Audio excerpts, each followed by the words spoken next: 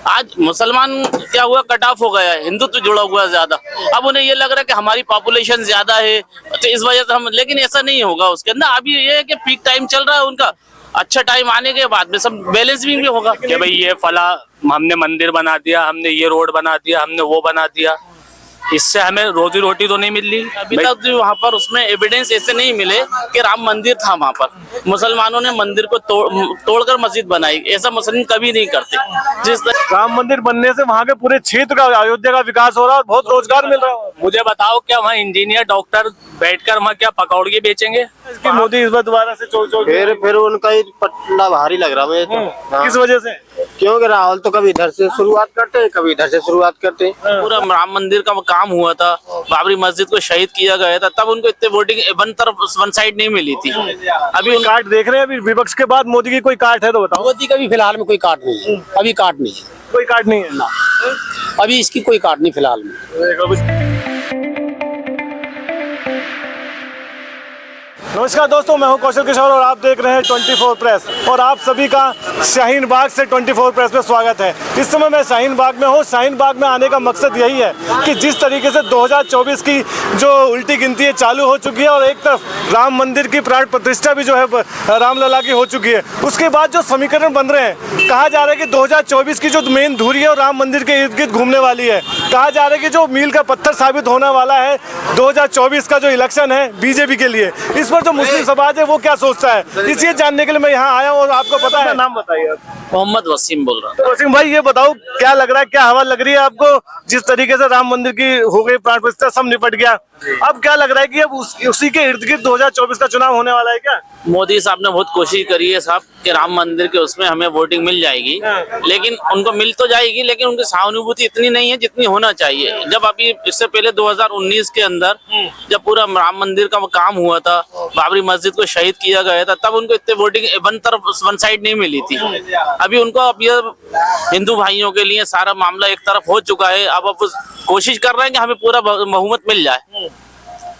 मतलब उनका कहने का मतलब है कि बहुसंख्यक समाज को एक तरफ करने की कोशिश है उनकी। बहुसंख्यक समाज जिस तरह से होना चाहिए उस तरह से पूरा तो नहीं होगा। हाँ, 50% 60% रेशो आ जाएगा उसके ऊपर।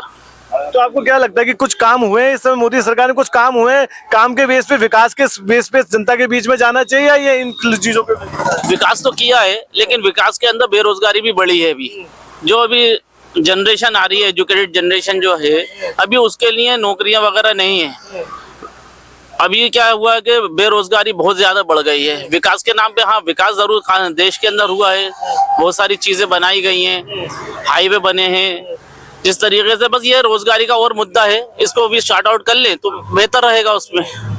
इससे माहौल कैसा है वो सौदा? आपको क्या लगता है, हिंदू मुस्लिम स्वभाव सब मिलजुल के रह रहे हैं या फिर कुछ खटास आई है आपको लग रहा है? नहीं साहब, ये खटास बोई गई है, जिसका बीज बो दिया गया है, वो खटास तो खैर दूर नहीं हो रही है अभी, क्योंकि जब तक ये वन साइडेड से किसी से काम नहीं होता, ताली दोनों हाथों से बजती है।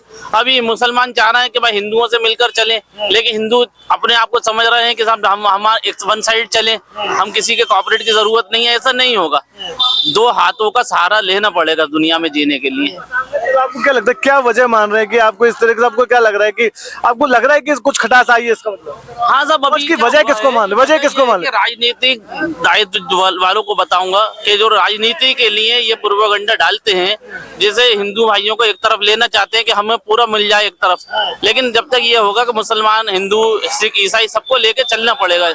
हिंदुस्तान के अंदर मिलीजुली सरकार है, मिलीजुली लोग रहते हैं यहाँ पर। अब उसको वन साइड कट ऑफ कर दिया गया है कि हिंदू ऐसा नहीं है उसके अंदर।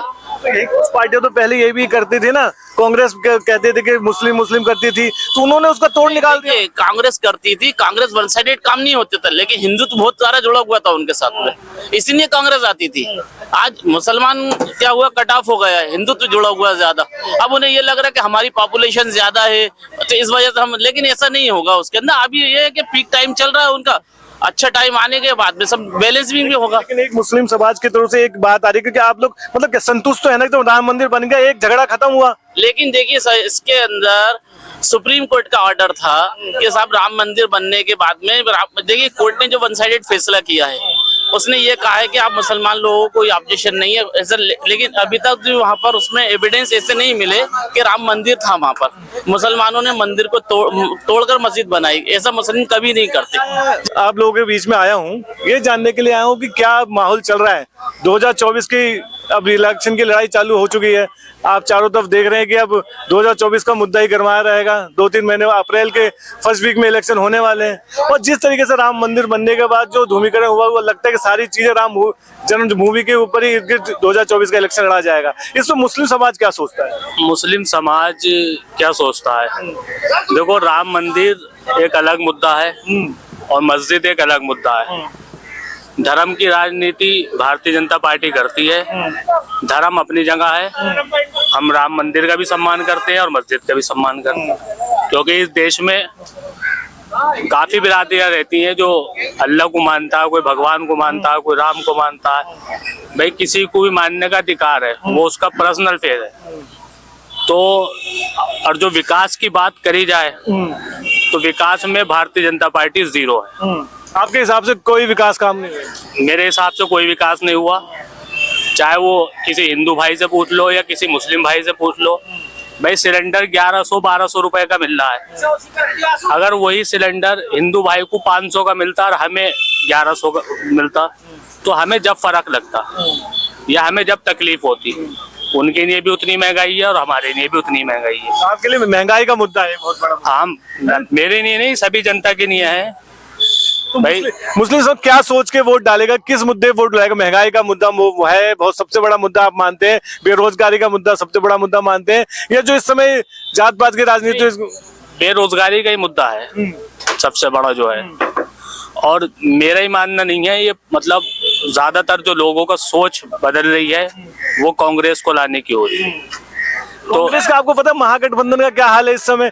राहुल गांधी तो न्याय यात्रा पे निकले हैं और यहाँ ममता बनर्जी छटक गई, यहाँ नीतीश कुमार छटक गए। तो मीडिया जो है, मीडिया आप क्या चाहते हैं? आप बदलाव नहीं चाहते क्या? आपको नहीं मिल रहा 1100 रुपए का सिलेंडर? आपको भी तो मिल रहा है। आप किसे वोट करेंगे? विकास को वोट करेंगे? विकास को वोट करेंगे तो अभी जनता का भाई जो माइंड है जो सेट कर दे कि भाई ये फला हमने मंदिर बना दिया, हमने ये रोड बना दिया, हमने वो बना दिया, इससे हमें रोजी रोटी तो नहीं मिल रही। भाई चलो हमने माना मंदिर में इबादत होती है, मस्जिद में नमाज पढ़ी जाती है, यह अल्लाह का घर है, वो भगवान का घर है। भगवान का घर है, लेकिन वहाँ राम मंदिर बनने से वहाँ के पूरे क्षेत्र का, अयोध्या का विकास हो रहा है और बहुत रोजगार मिल रहा है। मुझे बताओ क्या वहाँ इंजीनियर डॉक्टर बैठकर वहाँ क्या पकौड़ी बेचेंगे? वहाँ पे बड़े बड़े होटल्स आ रहे हैं, बड़े बड़े इंटरनेशनल एयरपोर्ट बन गया। आप देखिए गरीब आदमी कैसे होटल खोल लेगा? गरीब आदमी तो फल लगाएगा, वो तो फूल बेच लेगा। गरीब आदमी रोजगार तो मिलेगा ना गरीब आदमी? सर इतने से रोजगार से क्या हो रहा है? अगर रोजगार इतना मिलता तो कांग्रेस कितने साल रही है, जगह जगह मस्जिद मंदिर बना के निकल जाती कि भाई ये रोजगार है। अगर कोई डॉक्टर साहब कहें पकौड़ी तल्ले तो वो पकौड़ी बेचेगा वहाँ। तो ये कोई वो मुद्दा नहीं है। कांग्रेस पार्टी पूरी मजबूती के साथ 24 में आ रही है और उत्तर प्रदेश में हमारी पार्टी समाजवादी पार्टी अपनी समाजवादी पार्टी से बिलोंग करते हैं आप? बिल्कुल। इस वजह से आपको लग रहा है कि कांग्रेस और खबरें भी आ रही है कि कांग्रेस और समाजवादी पार्टी मिलकर इलेक्शन लड़ेगी, 7 इलेक्शन लड़ेगी? हाँ, या पहले भी लड़ी? हमारे नेता का आदेश आगा, उसके बाद हम बताएंगे। मगर यह है कि अभी तक यह है कि 7 इलेक्शन लड़ेंगे। अभी इससे पहले भी लड़े थे मगर चलो कहीं ना कहीं कमी रही, जनता नहीं समझ पाई या हम नहीं समझा पाए। मगर यह है कि मुझे ऐसा लगता है कि जनता ने जिताया है, प्रशासन ने हराया है। अच्छा। उत्तर प्रदेश में जो सरकार नहीं बनी। मतलब सीधे से ईवीएम पे सवाल उठा रहे हैं क्या? मैं नहीं, वकील उठा रहे हैं, बड़े बड़े वकील धरने पे बैठे हैं, वो उठा रहे हैं। तो हमारी सरकार बनेगी। क्या चाहते हैं कि मतलब ईवीएम को हटा के बैलेट पेपर पे चले जाए? नहीं, हम नहीं चाहते, ये जनता चाहती है। सभी जनता चाहती है। अगर जनता चाह रही है तो जनता के हक में। भाई एक बाप अपने बच्चे को परवरिश करता है, ठीक है, अगर उससे उसे तकलीफ है इस चीज से बच्चे को, तो बाप उसे चेंज कर सकता है। या फिर बाप में कोई खोट है कि उसे हटा क्यों नहीं रहा? भाई अगर जनता चाह रही है, सारी जनता नेता बनाती है। तो मुझे बताए, लोग टेक्नोलॉजी पे आगे बढ़ते जा रहे हैं, आप पीछे आने की बात कर रहे हैं। संभव है इतनी बड़ी जनसंख्या के लिए, 140 करोड़ जनता के लिए? ये मशीन किसने बनाई? जापान ने बनाई है। किसने बनाई है मशीन? आप बताइए किसने बनाई? तो वहाँ पे वोट हो रहा है, इससे वोटिंग हो रही है वहाँ पे। तो ये सब मिली जुली साजिश है सरकार की, इसे हटाए और उनके फैसले का वो करे वकीलों के, और फिर वोटिंग करा के देखे। क्योंकि अखिलेश यादव की सरकार जब अभी अच्छा, मुझे लगता है पांच राज्यों में अभी चुनाव हुए, 3 राज्यों बीजेपी जीत, दो अगर ऐसा ही होता तो 5 में जीतती, 2 राज्यों में तो मैं जीती ना आपको दूसरी बताऊं, पार्टी। अभी कोई से राज्य में एक विधायक ने इलेक्शन लड़ा, ठीक है, उसके घर के 5 वोट, ठीक है, चलो मैंने माना विधायक की वाइफ ने किसी बीजेपी को दे दिया, उसके बेटे ने बीजेपी को दे दिया, जो खुद प्रत्याशी है क्या वो वोट दे देगा? भाई वो तो अपने आप को ही वोट डालेगा, तो फिर बताओ उसका वोट कहाँ है? तो ये है कि 24 में जनता ने ये ठान लिया है कि कांग्रेस की सरकार बनेगी। बीजेपी से हमें कोई तकलीफ नहीं है, महंगाई सबके लिए है, वही हमारे लिए है। सवाल उठा रहे हैं, कुछ लोग कह रहे हैं कि बैलेट पेपर से इलेक्शन होने चाहिए। आपको क्या लगता है कि जो पीछे लोग आगे जा रहे हैं, आप पीछे जाने की बात कर रहे हैं? देखो, आगे जाओ या पीछे जाओ, उसने अपना सिस्टम सही बैठा रखा है, किसी की जीत नहीं होनी है, ये पक्का है, क्योंकि सारा सिस्टम उनका अपना है, नीचे से लेके ऊपर तक। फिलहाल में किसी की पेश नहीं पड़ेगी। दूसरी चीज देखिए, छोटी सी एक बात बताऊंगा आपको, मोदी जी ने कहा था कि 15-15 लाख रुपए मैं सबको दूंगा। प्रधानमंत्री हमने इनको इसीलिए बनवाया था 15 लाख रुपए लेने के चक्कर में, आज तक नहीं मिले। और जब तक 15 लाख वो हमें नहीं दे देंगे, जब तक हम मोदी को ही प्रधानमंत्री रखेंगे, क्यों 15 लाख लेने भी है ना। रही राहुल गांधी की बात, राहुल गांधी घूमते डोलने मुझे प्रधानमंत्री बनवा दो, उन्होंने कहा था कि तुम आलू दो और मैं आलू का सोना बनाऊंगा। उन्होंने आज तक आलू का सोना नहीं बनाया। जब तक वो आलू का सोना नहीं बना देंगे, हम उन्हें प्रधानमंत्री बनने नहीं देंगे, ये पक्की बात है। अच्छा, बताइए कितने, आपको क्या लगता है कि राम मंदिर बनने से क्या फर्क पड़ा है राम मंदिर देश में? ऐसा है कि जो एक ग्रुप है, जो हिंदू समाज है, उसका फोकस इनकी तरफ रुझान हो गया है। एक तरीके से ये मानो कि जैसा तुरप का पत्ता फेंकते हैं ना, तो इन्होंने एक तुरप का पत्ता फेंक दिया। तो जब तुरप का पत्ता फेंक दिया तो इसकी काट होनी तो इतनी आसानी है नहीं है, ये तो पक्की बात है। जब इसकी काट नहीं होगी तो आगे ज्यादा नहीं है तो 90% यही जीते हुए नजर। मैं तो ये कहता हूँ, जो कोर्ट के डिसीजन से जिस तरीके से राम मंदिर बना, सबके सहयोग से बना, ठीक है ना, कोई आपत्ति नहीं है। तो मैं तो ये कहता हूँ कि चलो एक मुद्दा जो डिस्प्यूट का मुद्दा था, देश को आगे बढ़ने से रोक रहा, वो क्लियर हो गया। जिसपे जो मुस्लिम समाज के भी कुछ राजनेता थे जिसपे रोटियां सेकते थे, हिंदू समाज के भी लोग थे रोटियां सेकते थे, लेकिन अब तो वो मुद्दा ही खत्म हो गया ना। जैसे 370 का मुद्दा खत्म हो गया और ये मुद्दा खत्म हो गया। तो आपको क्या लगता है, मोदी जी के क्या लगता है कि देखो ऐसा है, कोई भी चीज अगर उलझी हुई है तो उसको सुलझाने में ही बेहतर होता है। जितनी जल्दी सुलझ जाएगी गांठ, उतना ही आगे आने वाली पीढ़ी के लिए फायदा रहेगा। अगर ये मुद्दा आज न सुलझ के 10, 20, 30 साल पहले सुलझ जाता तो आज जो लोगों के दिलों में दूरियां बनी हुई हैं, नफरत पैदा हो गई है, शायद ये नफरत इतनी नहीं बढ़ती। आज इन्होंने किया, आज तुम मत करो, और आगे बढ़ती चली जाएगी, नई नई बातें पैदा होंगी। सुलझना फिर भी है ये भाई, निष्कर्ष तो निकलेगा, कुछ ना कुछ डिसीजन तो लेना पड़ेगा। स्लोगन बहुत चल रहा है, जो राम को लाए हैं हम उनको लाएंगे। क्या लग रहा है 2024 में क्या होने वाला है? नहीं, ये तो 2024 में क्या है कि इन्होंने बस मैं वही बात कह दी कि एक चेक है इनका, ये बोनस है, तो इन्होंने पब्लिक में बांट दिया। ये बनाना तो है ही है। अब जब सोचिएगा कि जब बोनस दिया हुआ है तो उसका रिजल्ट कुछ ना कुछ अच्छा ही आएगा, तो बेनिफिट तो इनको मिलना है, ये तो पक्का है। तो जो कुछ लोग कह रहे हैं 400 पार, हाँ हो सकता है, ऐसा भी हो सकता है, क्योंकि पब्लिक की क्या होती है, एक भेड़ चाल होती है। जैसे भेड़ होती है ना, एक जिधर को सीटी मार दी, जिधर को चल दी, सारी पीछे पीछे चल देंगी। अब पीछे उनको पता नहीं है किधर को रास्ता जाएगा, ये तो वही कहानी है।